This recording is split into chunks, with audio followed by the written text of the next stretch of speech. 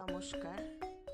সুকান্ত ভট্টাচার্যের উপদেশমূলক কাহিনী লেখা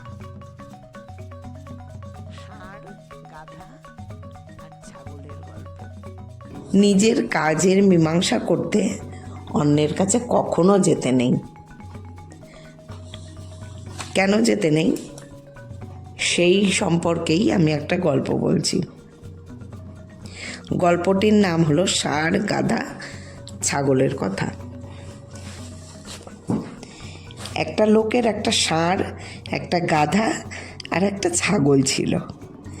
লোকটি বেজায় অত্যাচার করতো তাদের ওপর। ষাঁড়কে দিয়ে খানি টানাতো, গাধাকে দিয়ে মাল বওয়াতো, আর ছাগলের সবটুকু দুধ দুয়ে নিয়ে বাচ্চাদের কেটে কেটে খেত। কিন্তু তাদের কিছুই প্রায় খেতে দিত না, কথায় কথায় বেদম প্রহার করে দিত। তিনজনেই সব সময় বাধা থাকতো। কেবল রাত্রির বেলায় ছাগল ছানাদের শেয়ালে নিয়ে যাবে বলে গোয়াল ঘরের মাচায় ছাগলকে না বেঁধেই ছানাদের সঙ্গে রাখা হতো। একদিন দিনের বেলায় কি করে যেন ষাঁড়, গাধা, ছাগল তিনজনেই ছাড়া অবস্থায় ছিল। লোকটিও কি কাজে বাইরে গিয়ে ফিরতে দেরি করে ফেলল। তিনজনের অনেক দিনের খিদে মাথাচাড়া দিয়ে উঠতেই গাধা সোজা রান্নাঘরে গিয়ে ভালো ভালো জিনিস খেতে আরম্ভ করলো।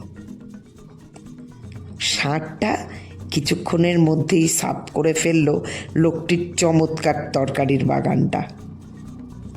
ছাগলটা আর কি করে, কিছুই যখন খাবার নেই তখন সেই বারান্দায় মেলা একটা আস্ত কাপড় খেয়ে ফেললো মনের আনন্দে।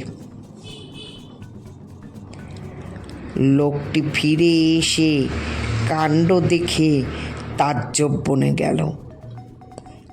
তারপর চেলাকার দিয়ে এমন মার মারলো তিনজনকে যে আশেপাশের 5টা গ্রাম জেনে গেল লোকটির বাড়িতে কিছু হয়েছে। সেদিনকার মতো তিনজনেরই খাওয়া বন্ধ করে দিল লোকটা। রাত হতেই মাচা থেকে টুক করে লাফিয়ে পড়ল ছাগল। তারপর গাধা আর ষাঁড়কে জিজ্ঞাসা করলো, গাধা ভাই, ষাঁড় ভাই, জেগে আছো? দুজনেই বলল, হ্যাঁ ভাই। ছাগল বলল, কি করা যায়? ওরা বলল, কি আর করব, গলা যে বাঁধা। ছাগল বলল, সেজন্যে ভাবনা নেই, আমি কি না খাই, আমি এক্ষুনি তোমাদের গলার দড়ি দুটো খেয়ে ফেলছি, আর খিদেও যা পেয়েছে। ছাগল দড়ি দুটো খেয়ে ফেলতেই তিনজনের পরামর্শ সভা শুরু হয়ে গেল। তারা পরামর্শ করে একটা সমিতি তৈরি করলো।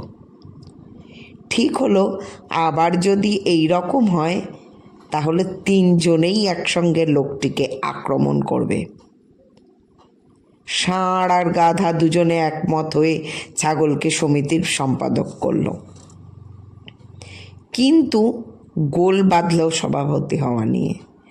ষাঁড় আর গাধা দুজনেই সভাপতি হতে চায়।